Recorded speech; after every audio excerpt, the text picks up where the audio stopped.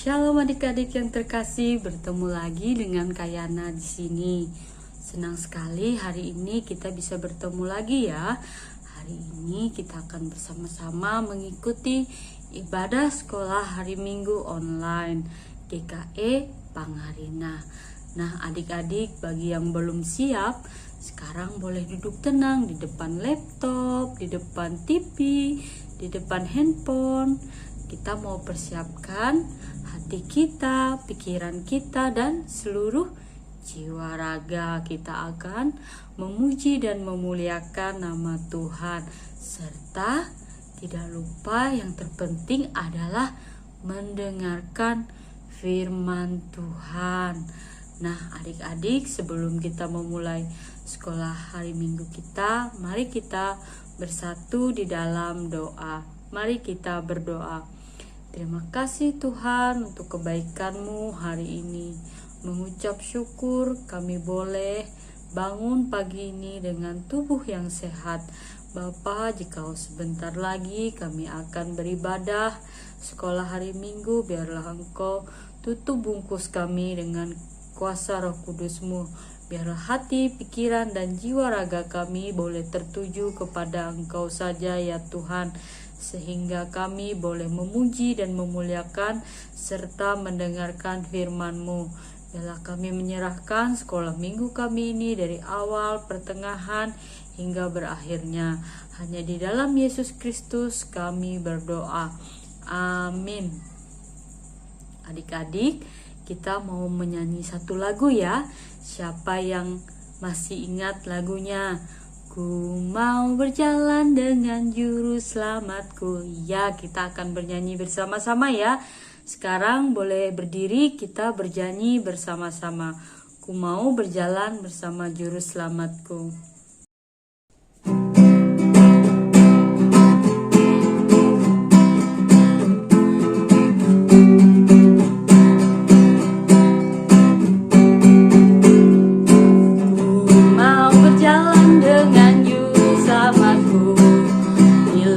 Berbunga dan berair sejuk, ya kemana juga aku mau mengikutnya, sampai aku tiba di negeri baka. Ikut Tuhan Yesus, ku tetap berjalan dan mengikutnya.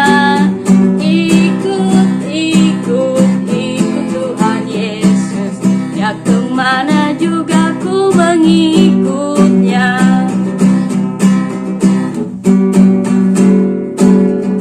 Mau berjalan dengan juru selamatku di lembah berbunga dan berair sejuk, ya kemana juga aku mau mengikutnya, sampai aku tiba di negeri baka.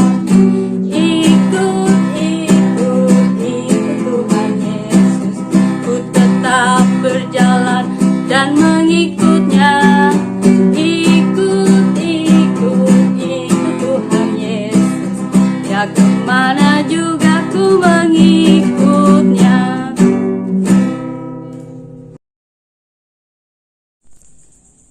Sebentar lagi kita akan mendengarkan cerita firman Tuhan yang akan dibawakan atau dipimpin oleh Kak Epa. Adik-adik boleh persiapkan Alkitabnya ya. Jadi selama pembacaan firman Tuhan atau cerita firman Tuhan, Alkitabnya boleh terbuka.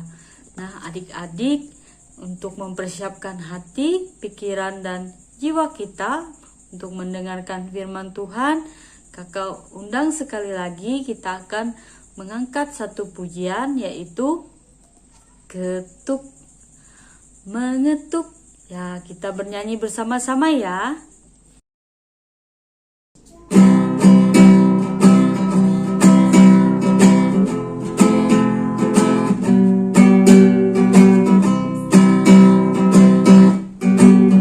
Ketuk mengetuk, siapa mengetuk pintu? Tengoklah, dengarlah, itulah suara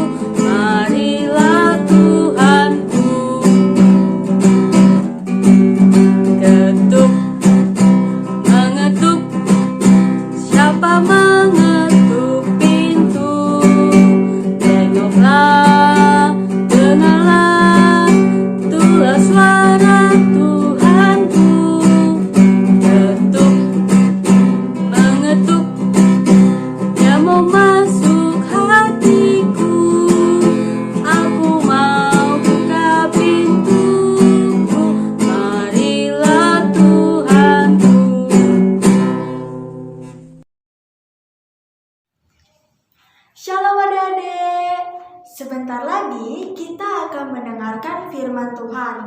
Nah, hari ini kita akan belajar bagaimana cara kita menunjukkan bahwa kita mengasihi Tuhan Yesus. Pasti adik-adik semua mengasihi Tuhan Yesus kan? Sama seperti kakak juga mengasihi Tuhan Yesus. Nah, cara kita mengasihi Tuhan Yesus itu tidak hanya melalui perkataan yang keluar dari mulut kita ya, tetapi melalui perbuatan yang kita lakukan, bahwa kita menunjukkan kita mengasihi Tuhan Yesus, adik-adik. Misalnya nih, kalau di rumah kita membantu mama papa kita, dan adik-adik pastinya juga suka bermain kan?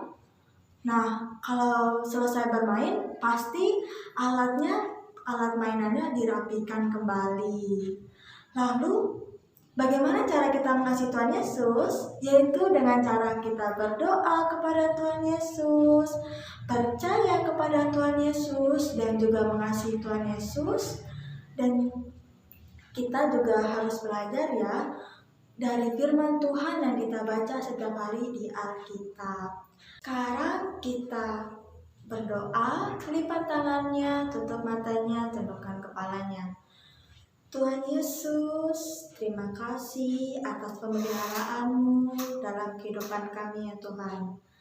Dan jika sebentar lagi kami ingin mendengarkan firman-Mu, kiranya Engkau menyiapkan hati kami, pikiran kami, telinga kami untuk mendengarkan firman-Mu ya Tuhan. Inilah doa yang kami alaskan hanya dalam nama-Mu. Haleluya. Amin. Nah, adik-adik, kakak mau nanya nih, apakah semua orang yang ada di dunia ini mengasihi Tuhan Yesus? Apakah ada jawabannya iya atau ada jawaban yang tidak? Bagi yang jawab tidak, itu jawabannya benar ya adik-adik. Jadi, tidak semua orang mengasihi Tuhan Yesus. Wah, kenapa? Karena mereka malu adik-adik.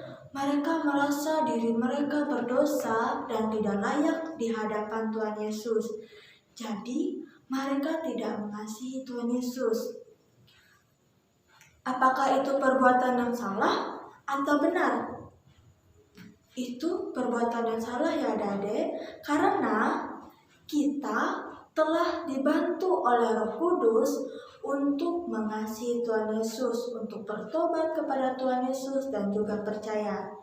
Jadi, setelah kita mengasihi dan percaya kepada Tuhan Yesus, kita juga harus menunjukkan kasih setia kita kepada Tuhan Yesus, yaitu dengan cara kita berdoa sebelum kita melakukan kegiatan kita atau sesudah melakukan kegiatan. Dan juga jangan lupa membaca Alkitab ya adik-adik.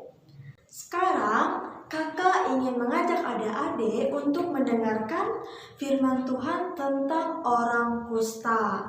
Yuk, minta tolong mama papahnya atau kakaknya untuk membukakan Alkitab pada Injil Lukas pasal 17 ayat 11 sampai 19.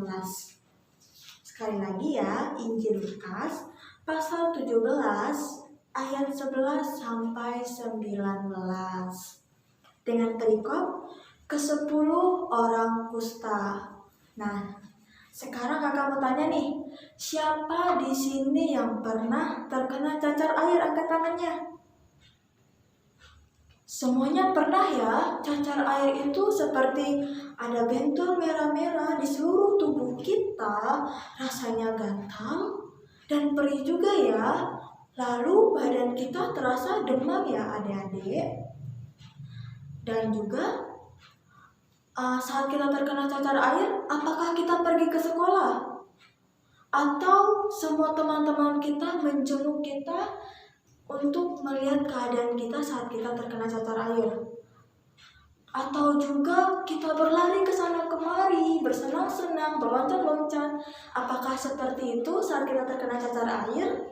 Tidak ya adik-adik, saat kita terkena cacar air,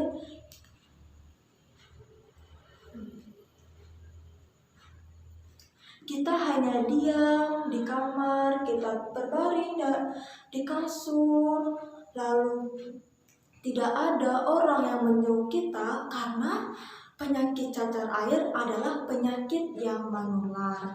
Sama seperti penyakit kusta ya adik-adik, tetapi kalau di zaman sekarang penyakit kusta itu sudah ada obatnya Dade. Setiap orang punya penyakit kusta pasti bisa disembuhkan. Tetapi saat di zaman Alkitab, penyakit kusta itu adalah penyakit yang tidak dapat disembuhkan dan itu lebih parah daripada cacar air. Dan cara menyembuhkannya pun hanya dengan mujizat dari Tuhan Yesus saja. Orang-orang yang terkena penyakit kusta itu disebut orang kusta. Jadi, setiap orang yang memiliki penyakit kusta harus menjauhi desa atau kota yang mereka tinggali, meninggalkan keluarganya jauh agar orang-orang yang di sekitarnya tidak tertular penyakit kusta. Dan juga Dade, mereka harus menggunakan pakaian compang-camping. Itu menandakan bahwa mereka terkena penyakit kusta. Dan jika ada orang yang jalan mendekati mereka, maka mereka akan berteriak, "Najis, najis, najis." Mereka berteriak seperti itu menandakan bahwa mereka tidak boleh mendekati orang kusta tersebut, agar penyakitnya tidak tertular kepada mereka. Dan pada suatu hari Adik, orang-orang yang di sekitar mereka itu berbicara tentang Tuhan Yesus. Mereka berbicara tentang Yesus yang dapat menyembuhkan orang sakit, menyembuhkan orang kusta juga, selalu memberikan mujizat kepada semua orang. Itu mereka dengar ya Adik, orang kusta dengar. Dan untuk pertama kalinya juga mereka memiliki sedikit harapan agar mereka bisa sembuh dari kusta adik-adik. Jadi setiap hari mereka menunggu Tuhan Yesus melewati desa mereka. Dan setiap harinya adik-adik mereka menunggu kapan Tuhan Yesus datang melewati desa kami.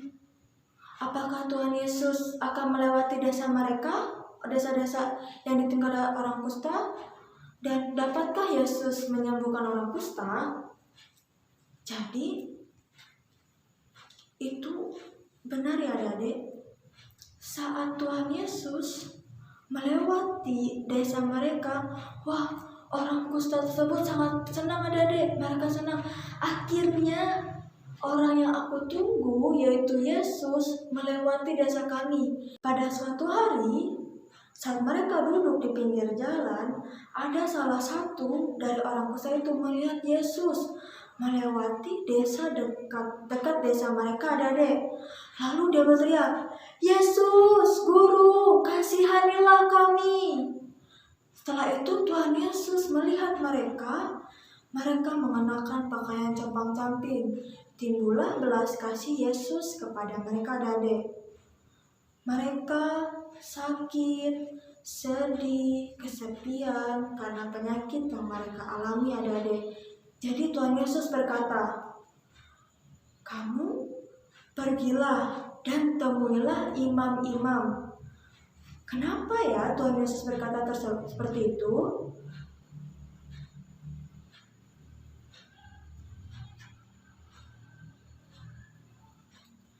Karena saat ke-10 orang kusta itu sudah menemui imam-imam, maka imam-imam berkata, "Kamu sudah sembuh, pulanglah ke rumahmu."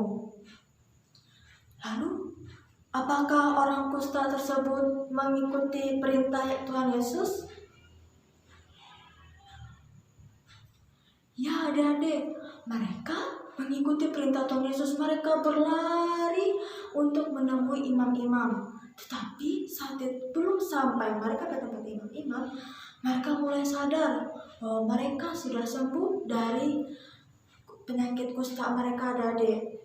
Di Alkitab menceritakan bahwa mereka sudah sembuh ya sebelum mereka menemui imam-imam.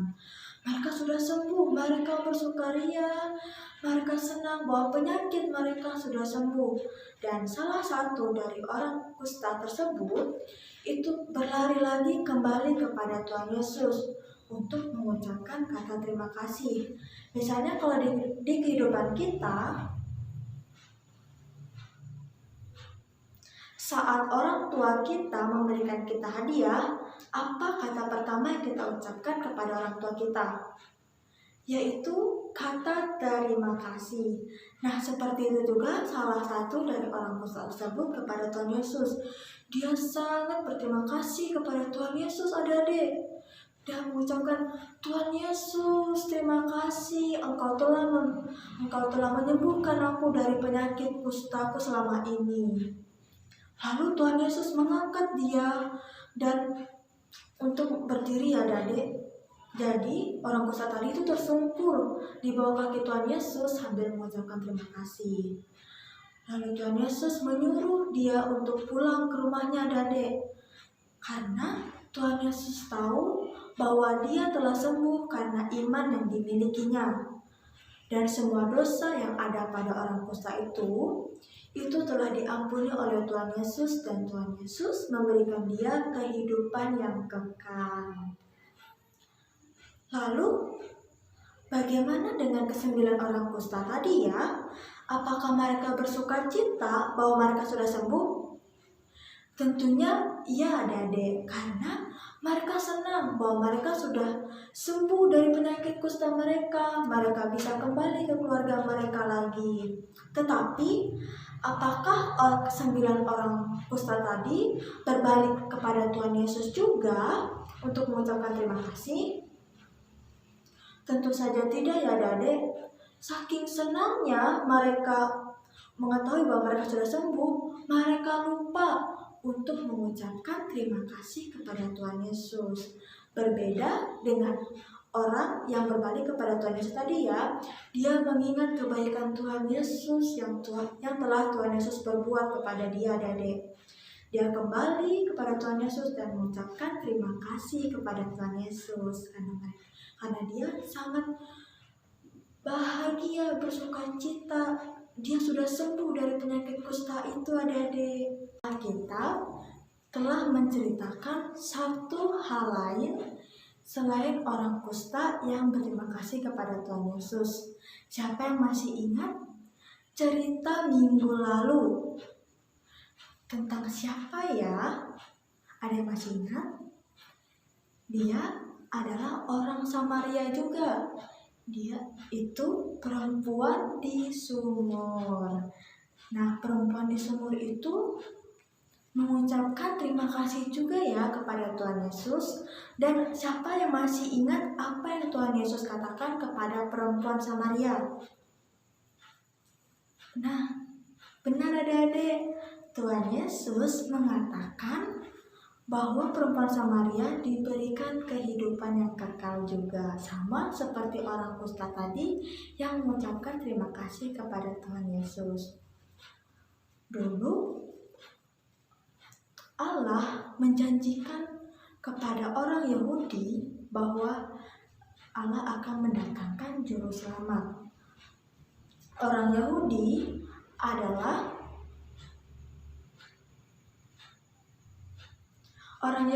adalah umat pilihan Allah. Tetapi saat Tuhan Yesus datang ke dunia, banyak orang Yahudi yang tidak menerima Allah ya. Mereka malah menolak Allah dan mereka masih percaya pada imam-imam dan hukum Tauratnya mereka, adik-adik. Tetapi Tuhan Yesus tidak hanya datang kepada umat Yahudi saja. Tuhan Yesus datang untuk semua orang dunia ini yang percaya kepada Tuhan Yesus dan juga mengasihi Tuhan Yesus. Nah, tadi kita sudah mendengarkan dan dari cerita firman Tuhan tadi ya, tentang bagaimana cara kita untuk menunjukkan bahwa kita mengasihi Tuhan Yesus. Tadi bagaimana adik-adik dengan melakukan apa? Seperti berdoa dan juga jangan lupa berterima kasih ya kepada Tuhan Yesus. Nah, misalnya nih, ada adik lagi naik sepeda, Wah, kita belajar naik sepeda untuk pertama kali pastinya seru ya.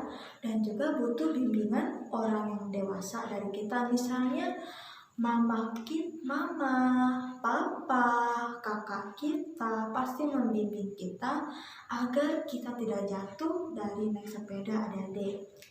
Setelah kita selesai naik sepeda, apa yang harus kita ucapkan kepada mereka? Yaitu kita berterima kasih. Jangan lupa ya mengucapkan terima kasih karena mereka telah membimbing kita untuk belajar naik sepeda. Dan juga saat kita menunjukkan kasih kita kepada Tuhan Yesus, kita berdoa kepada Tuhan Yesus dan juga mengucapkan kepada Tuhan Yesus karena Tuhan Yesus telah menyertai kita, memberikan apa yang kita butuhkan dan juga menolong kita. Kita jangan lupa berterima kasih kepada Tuhan Yesus ya adik-adik.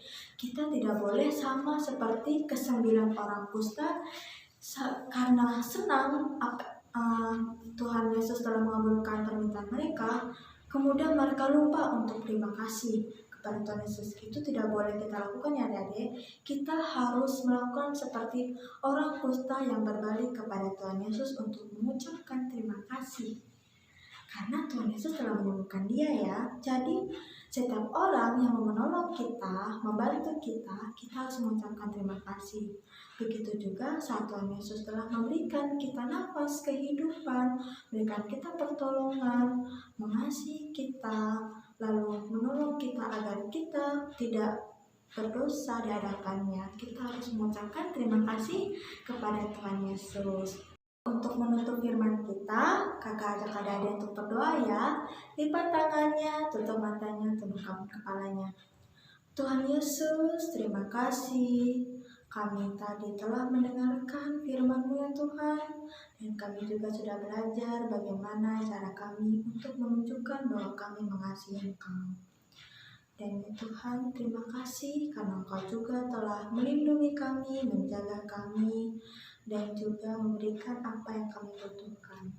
Dan jikalau kami lupa untuk berterima kasih kepadamu atas apa yang telah Kau perbuat kepada kami minta maaf ya Tuhan, dan kiranya Engkau juga tetap mengasihi kami, menyayangi kami, seperti kami juga menyayangi orang tua kami dan terlebih-lebih menyayangi Engkau Tuhan. Inilah doa yang kami alaskan hanya dalam nama-Mu kami berdoa. Haleluya. Amin. Terima kasih Kak Eva untuk firman Tuhannya yang sangat memberkati. Nah, adik-adik, ketika kalian mengucapkan terima kasih kepada orang-orang yang telah menolong dan membantu kalian, itu sama artinya dengan kalian mengucapkan terima kasih kepada Tuhan yang sudah mengirimkan mereka untuk menolong kalian. Karena apa? Tuhan memakai orang-orang di sekitar kita untuk membantu dan menolong kita apabila kalian mengalami kesusahan atau kesulitan. Jadi jangan lupa kata ajaib ya, yaitu apa? Terima kasih.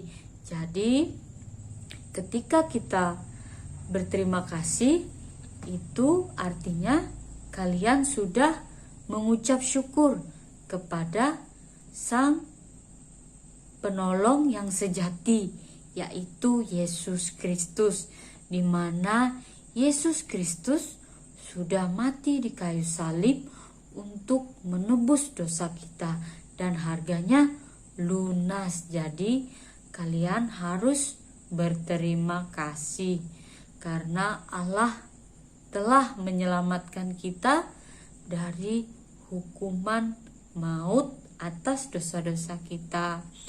Nah, adik-adik, jadi jangan lupa ya untuk selalu mengucapkan terima kasih kepada orang-orang yang sudah menolong kalian dimanapun kalian berada. Karena apa? Karena itu menyenangkan hati Tuhan.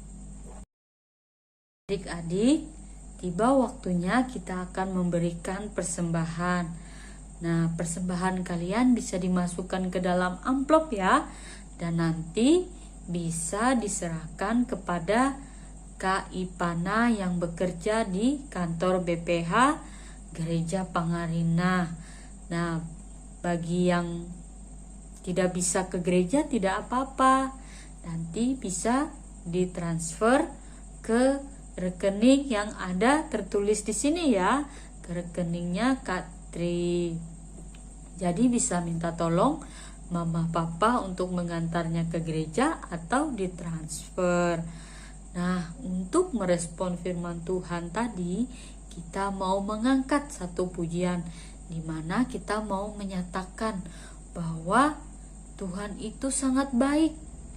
Dia tidak hanya mengasihi kita dalam kehidupan kita sehari-hari dengan mengirimkan orang-orang yang baik, yang menolong dan membantu kita, tetapi juga Yesus sangat mengasihi kita, sangat menyayangi kita.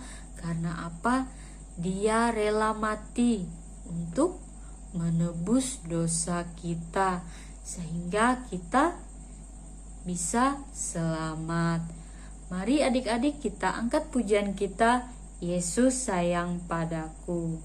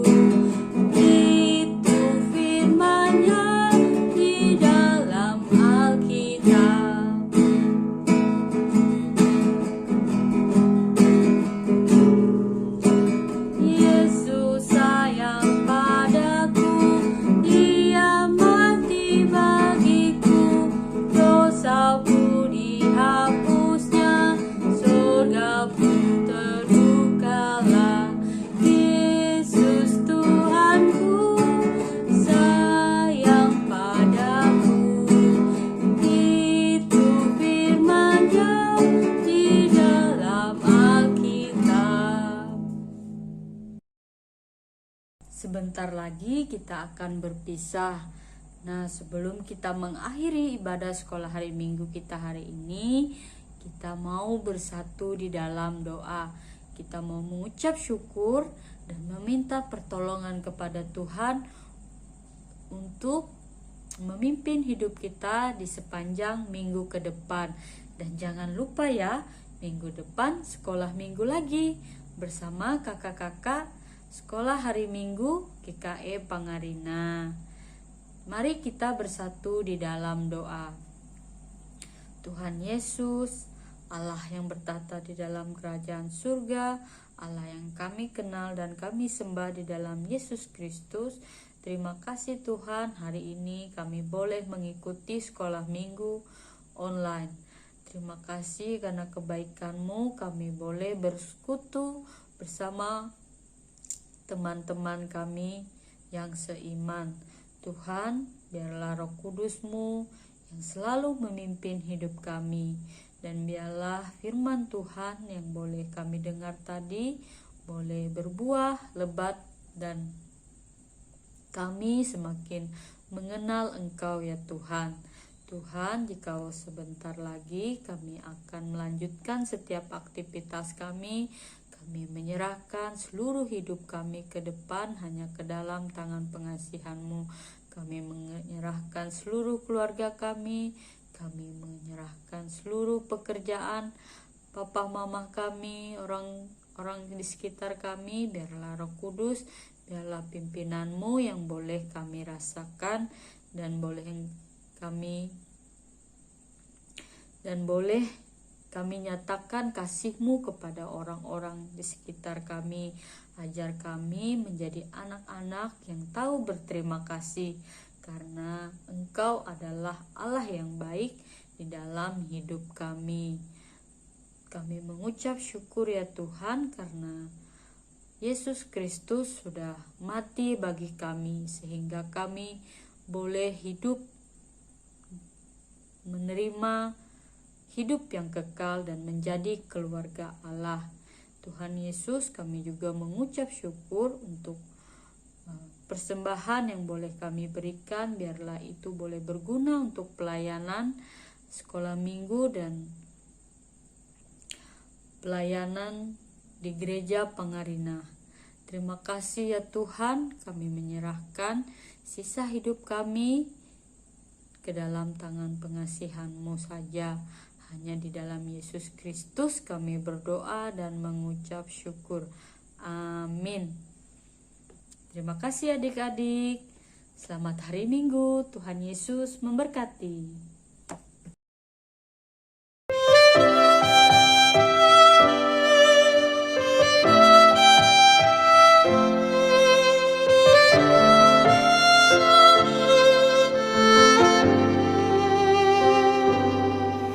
Ku mau cinta Yesus selamanya. Ku mau cinta Yesus selamanya. Meskipun badai silih berganti dalam hidup